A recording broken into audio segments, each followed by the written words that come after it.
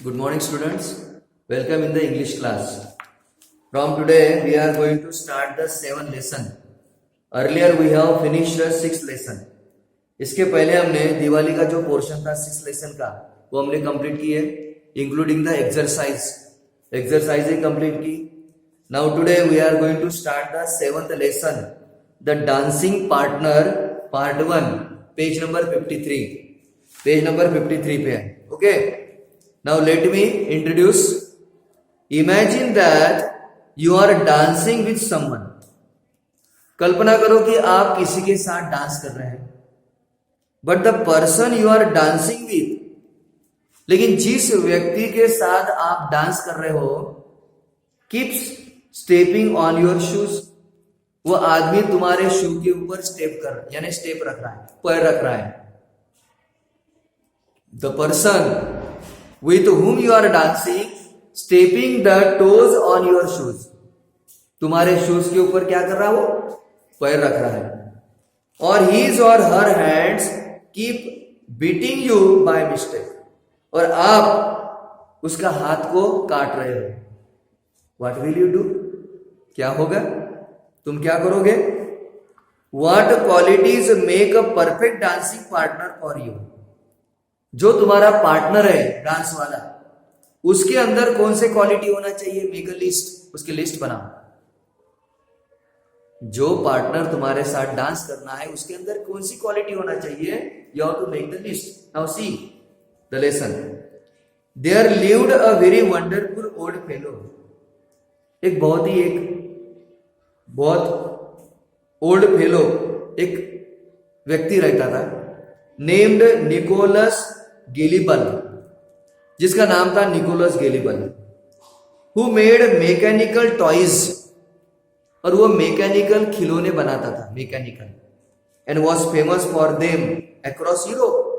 और वो खिलौने पूरे यूरोप में फेमस थे, जो वो खिलौने मैकेनिकल बनाता था. He made rabbits once upon a time. एक बार क्या हुआ, उसने रैबिट्स बनाए. That would emerge from the heart of the cabbage. और वो रैबिट्स ऐसे थे कि जो कैबेज के दिल से बाहर निकलते थे. कैबेज प्लॉप का मतलब फॉल और हैंग इन हेवी ऑफ अवाकवेल. कैबेज से बाहर निकलते थे. देयर ईयर्स, उनके कान, स्मूथ देयर विस्कर्स. विस्कर का मतलब था hair growing on the cheeks, जो हम मुछ बोलते हैं उस तरह से वो. और उसको जो उसकी मुछी थी वो भी बड़ी स्मूथ थी. एंड डिसअपियर अगेन, और वो फिर से डिसअपियर हो जाते थे. Cats that would wash their faces.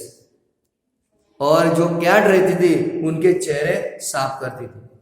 Mu so naturally that dogs would mistake them. और कुत्ते जो है उसको डॉग जैसे लगते थे, for real cats and fly at them. और वो कैट जो है वो बिल्कुल रियल लगते थे. These are just example of what he could make. ये तो केवल एग्जाम्पल थे जो वो खिलौने बनाते थे. But he was something more than a मियर mechanic. लेकिन मैकेनिक से ही ज्यादा उसकी क्वालिटी थी. He was an artist, real artist. वो सही आर्टिस्ट था. And was passionate. Passionate का मतलब feeling strongly, emotional. But he was very emotional about his work. लेकिन अपने काम के बारे में ये बहुत ही इमोशनल था. Many things that littered का मतलब spread out. बहुत सारी चीजें थी जो इधर उधर फैली थी. His work room, उसके रूम में, जिस रूम में वो काम करता था उस रूम में बहुत सारी चीजें इधर उधर फैली हुई थी. And had no real purpose, और कोई मकसद नहीं था. But he created them for his sheer comes the word used to indicate complete love of his work. लेकिन वो हमेशा अपने काम पर प्रेम करता था. He liked his work. He liked, उसको अपना काम बहुत पसंद था. Such things included a mechanical donkey that would trot का मतलब jump for 2 hours bye means of stored electricity.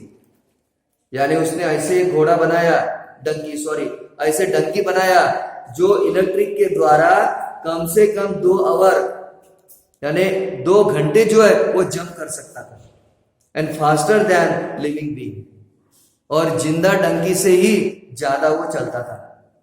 And the driver would not be too tired, और driver भी ज्यादा थक नहीं जाता था। Can you imagine life size lady doll that could play fiddle, fiddle and a type of musical instrument. और क्या आप कल्पना कर सकते हैं कि कोई एक आधी लेडी डॉल जो इस तरह से म्यूजिक बना सकती थी और वायलिन बजा सकती है? Well, Nicholas Gable made them all. लेकिन ये जो निकोलस कैबल है ये सब तरह के खिलौने बनाता था जो हम कल्पना नहीं कर सकते थे। The people in his town believed that old Geibel could make a man capable of doing everything. उसके गांव के लोग बिलीव करते थे, विश्वास रखते थे कि भाई ये आदमी के अंदर इतना कैपेसिटी है कि ये कुछ भी कर सकता है। That a respectable man could do. जो एक रिस्पेक्टेबल मैन कर सकता है वो सभी काम ये आदमी कर सकता है। So was he able to make such a thing, और इस तरह से ही वॉज एबल, वो समर्थ था सब कुछ करने के लिए। Young doctor fallen had a small boy. एक young doctor had fallen small boy. एक यंग डॉक्टर था और उसके एक छोटा लड़का था। वह सेलिब्रेटिंग हिज सेकंड बर्थडे, और वो अपने लड़के का दूसरा बर्थडे बना रहा था by throwing a ball. Throwing a ball का मतलब dance party. Throwing a ball का मतलब डांस पार्टी। और अपने सेकंड बर्थडे के जो उसके बच्चे का सेकंड बर्थडे था उसमें वो डांस पार्टी रखने वाला था। Where everyone could dance and celebrate, जिस पार्टी में हर कोई डांस करेगा और सेलिब्रेट करेगा। Old Gable and his daughter Olga were among the guest. और ये कलाकार ओल्ड गेबल और उसकी लड़की, ये दोनों भी उस पार्टी के गेस्ट थे जिस पार्टी में डांस करने वाले थे। During the afternoon of the next day, दूसरे दिन दोपहर का समय था, 3 or 4 ऑफ ओल्गा's बेस्ट फ्रेंड, और ओल्गा के कुछ दोस्त भी थे, who had also been present at the ball, जो उस पार्टी में थे। उस लड़की के कुछ दोस्त थे, वो भी इस पार्टी में थे। dropped in to have a chat about it, और वो बातें करने लगे लड़कियां। they started discussing men and criticized का मतलब टीका करना, कमेंट्स करना, their dancing। और ये सभी लड़कियां वहां पे जो लोग थे और जो डांस कर रहे थे उसके ऊपर वो कमेंट्स कर रहे थे, टीका कर रहे थे। Old Gable was in the room, और ओल्ड गेबल उसके पिता उस रूम में थे। एंड हर्ड देयर चैट्स, और उस ओल्ड गेबल ने इनकी बातें सुनी कि ये किस तरह से how they are commenting on other dancing, ये लोग किस तरह से कमेंट्स कर रहे हैं, क्रिटिसाइज कर रहे हैं। ये उसके पिता ने सुन लिया। ओके, यहाँ पे हमने यहाँ तक पोर्शन कंप्लीट किया 53-54 में। बचा हुआ जो remaining parts of the lesson we shall see tomorrow. Okay, read the lesson and understand.